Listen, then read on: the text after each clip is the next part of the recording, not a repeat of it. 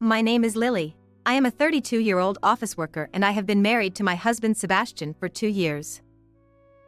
I met and married him through a relative. My family was a bit of a wealthy family, but their children were all girls, me and my sister Marie. My relatives, who were worried about the heir, introduced Sebastian to me, who said he could be a good son-in-law. Sebastian married me, and although he did not end up becoming the son-in-law, he started living with me at my parents' house. My mother passed away a few years ago, and Sebastian and I are living at home with my parents. My husband is extremely kind and seems to be a very nice person who treats my father with kindness. But a relative who introduced my husband to me told me just before we got married that he was concerned about him. I don't know how to say this after introducing Sebastian myself, but he is very particular about money, so be careful. I was a bit embarrassed to be told this now that we had just met and were about to get married, but Sebastian didn't seem to be concerned about money, so we got married as it was. Even after we were married, I kept an eye on Sebastian because I was concerned about what my relatives said, but he did not seem to care about money. However, he seemed to be concerned about my father's wealth, so when he accompanied my father for dinner, he would casually ask him how much money he had. My father told him about it without hiding it, so I didn't really pay much attention to it. Sebastian's other concern was about my sister, Marie. She is 5 years younger than I am, and in contrast to my calm and collected nature, she is bright, active, and flamboyant with men. She looks nothing like me, and my husband muttered in surprise when he saw my sister for the first time. "Your sister has a very different vibe from you, doesn't she?" I have mixed feelings when I see my husband admiring my sister, who is beautiful with a clear face, the opposite of my plain and inconspicuous one. Still, the reason he was introduced to me was that my relatives were worried that if I, with my quiet personality and plain appearance, could not marry, there would be no one to take over the family business. I thought at the time that I did not have to worry about that because I had a beautiful sister, but later I came to understand why my relatives were worried. My father spoiled Marie so much that he sent her to college after high school and even to a vocational school after college.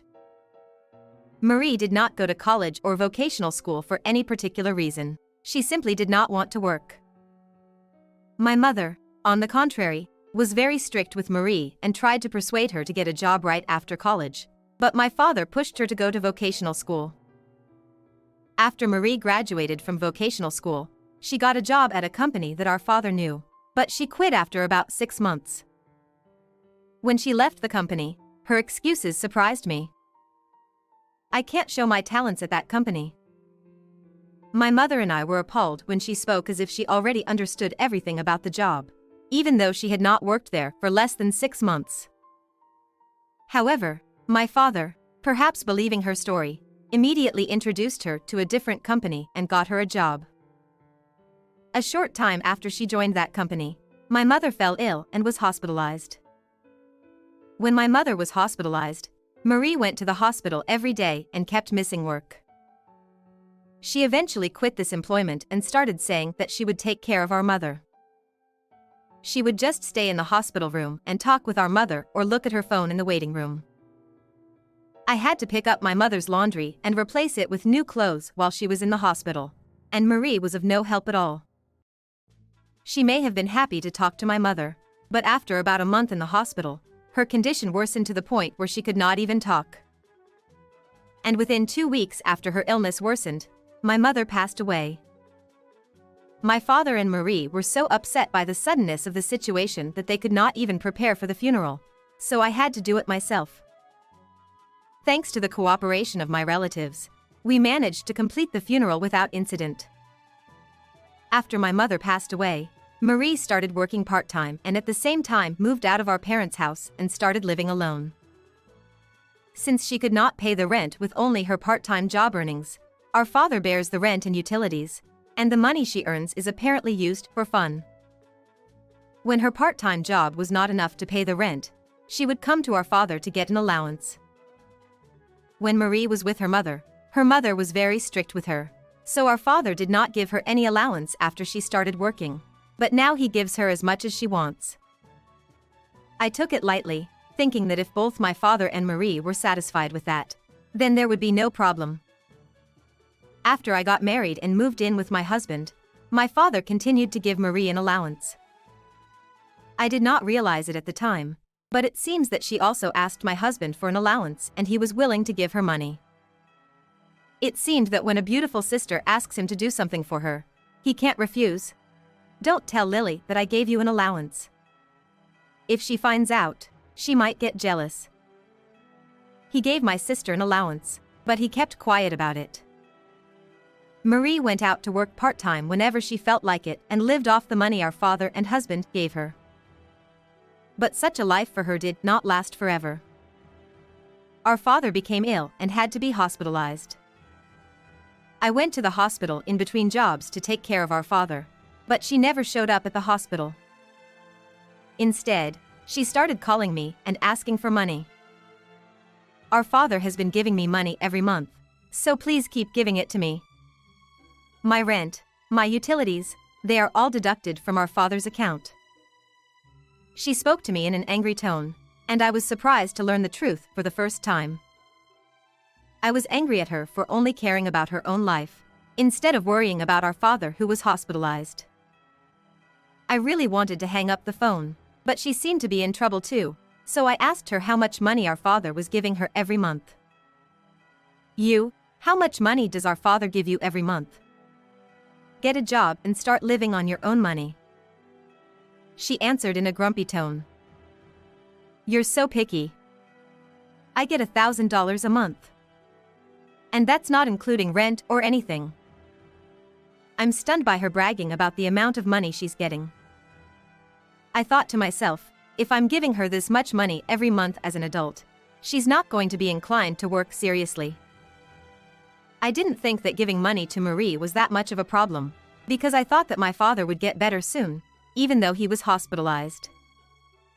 However, my father's condition suddenly worsened, and I rushed to contact my relatives. The doctor told me that he was in a serious condition, and I was quite shocked. I wanted my husband to support me at this time, but he rarely showed up at the hospital, saying he was busy with his work. Moreover, even when he does show up at the hospital, isn't your father's inheritance great? Since you two sisters are the only two heirs, are you going to split it in half? He would ask me inappropriate things like that. I had no words to reply to him as he kept talking about his inheritance. I realized that this was what my relatives were talking about when they said he was so fussy about money, and at the same time, I felt disgusted. I explained to Marie that our father was in danger when she called me, but all she cared about was worrying about her own money. Don't worry about that, just make sure you pay your money every month. Without that money, I can't live. The phone call went dead just like that. Her story made me angry, but I was also concerned that I could faintly hear a male voice on the other end of the phone now. The voice sounded familiar, and I had a bad feeling about it. About a month later, my father passed away, but Marie and Sebastian did not appear even in his last moments. Having experienced my mother's funeral, I realized that preparing for a funeral is a very heavy thing to do.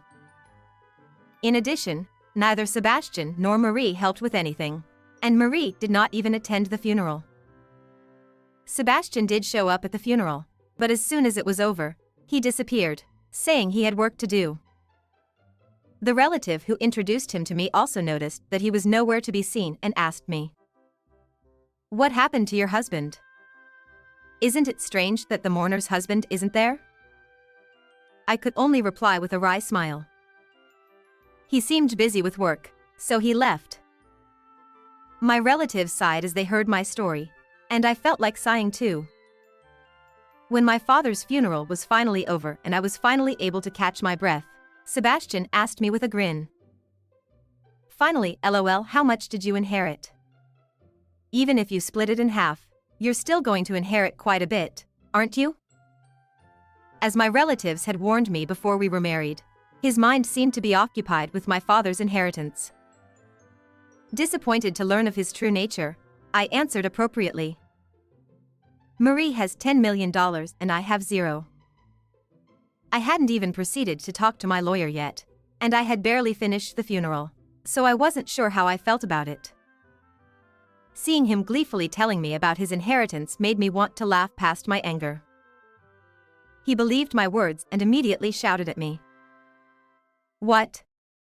You can't inherit property? You ain't got no use for me anymore. Divorce me now." I felt the same way, so I retorted. "So be it. You originally married me for my father's inheritance. I'll divorce you from here."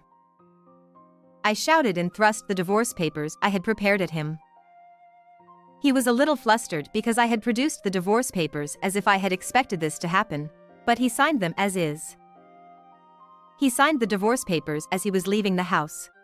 "You are with zero inheritance. I'm remarrying Marie and I'm getting $10 million. I didn't care about that and immediately went to the city office and filed for divorce papers. I was able to leave my lousy husband. He promptly filed the marriage certificate with Marie the next day. A few days later, Sebastian called me. "Does he still believe that story? When are you going to do the inheritance formalities? Hurry up and give Marie the $10 million. He shouted loudly. I was waiting for him to call me too. I didn't want to contact my ex-husband, who had left the house voluntarily. I answered him in a clerical tone. "Let's talk about it at my place this Sunday. I'll be waiting for you with the formalities ready." He hung up the phone, overjoyed at the thought of getting his inheritance, but I was looking forward to seeing the look on his face when he found out the truth. He and Marie came over to my parents' house over the weekend, and they were both surprised that I had called a lawyer. But he spoke as if he had convinced himself. "I knew you need a lawyer when you inherit a lot of money." Then the lawyer started talking to him with a curious look on his face. "We have to talk about the inheritance, but before that, I would like to talk to you about Lily's claim for alimony against Sebastian." With that, the lawyer proceeds to show him a few pictures. The lawyer shows him and Marie coming out of her house, and they are well dated. The lawyer speaks to him. "These photos are evidence of the affair before the divorce was finalized, and you will have to pay alimony." I heard Sebastian on the other end of Marie's phone talking about the estate and immediately asked the lawyer to investigate his affair. Perhaps caught off guard because I was busy with my father's funeral, the two met daily at Marie's house, thanks to which I was able to obtain many photographic proofs. The two were stunned when the talk of legacy turned to alimony, but Sebastian quickly regained his composure and retorted. "Alimony is a pittance compared to the $10 million inheritance. I'll pay you right away." The lawyer presented the documents for the alimony claim in front of him as he spoke so brazenly, and he signed them easily. After confirming this, I told him, "I hope you and Marie are happy with your zero inheritance, and since you signed it, I'll make sure I get my alimony paid." The moment Marie heard that she had zero inheritance, she screamed at me. "Hey, why is my inheritance zero? I know I get the $10 million. Sebastian got all red-faced too. "There's no such thing as zero inheritance, is there? I won't allow you to keep it all to yourself." He became angry. The lawyer quietly began to explain to the two angry people. Marie is the stepdaughter of their mother, who is already dead, and since she was not adopted by their father, who has now passed away, she has no legal parent-child relationship with him. Therefore, Marie cannot inherit her father's estate. Marie looked at me as if she didn't understand what I was talking about. "You were only about 1 year old when your father and mother remarried, so you probably don't remember, but I remember it very clearly. I remember because I was 6 years old when my parents remarried, and I remember how happy I was to suddenly have a little sister. It never occurred to me that I would lose my husband to such a sister. Both my father and mother were in trouble with their young children, and they thought it best to have someone to mediate between my parents and for the two of them to remarry. My mother loved me like a real daughter, and my father cared for Marie. My father spoiled Marie, perhaps because he cared more about her because she was not his biological daughter. My parents each remarried with children, but my mother refused to adopt my sister and father because relatives suspected that she was after my father's wealth. The reason why my relatives only encouraged me to be married was because they knew that I was the only one who could inherit my father's property. It would have been more complicated if my father and mother had children, but fortunately or unfortunately, they never had any. Perhaps they did not have children to avoid future disputes over inheritance. I now know that my father helped her with money even after she reached adulthood because he could not pass on his inheritance to Marie. Likewise, I was not adopted by my mother, so we were not legally parent and child, but it never bothered me in my everyday life. My parents had not told Marie that they were remarried to each other, and she seemed to have learned the truth for the first time today. Sebastian immediately understood what was going on, and his face changed from red to blue. Not only did he not get the inheritance from Marie that he had hoped for, but he was also charged alimony and had even signed the papers. He looked blue. "Were you lying when you said Marie gets $10 million and I get zero?" he asked me. I stifled a laugh. Of course it was a lie. I was trying to get back at you for cheating on me behind my back. Besides, there's no way my dad had $10 million in his inheritance. As expected, my father, who was a wealthy man, but did not have a $10 million inheritance. Then Marie, who had been silent until now, suddenly shouted. "I've made a lot of purchases counting on our father's inheritance. Besides, what is going to happen to the money our father has been paying me? Will you pay for it?" I answered my sister, who was appealing to me with a frightened look on her face. "You're married and have a husband you can count on. Let him provide for you." She looked at my blue-faced ex-husband, to which Sebastian replied, shaking his head from side to side. "I can't afford it either. I've shopped around a lot in anticipation of your inheritance. Besides, I even have to pay alimony, so I have to take care of myself." After he said that, he suddenly got down on his knees in front of me and started apologizing. "Lily, I'm sorry. I'm sorry. I'll apologize, but can you get back with me?" My lawyer saw this and laughed as he prepared to leave. It was funny to see him down on his knees, wondering where his arrogant attitude had gone when he came to the house.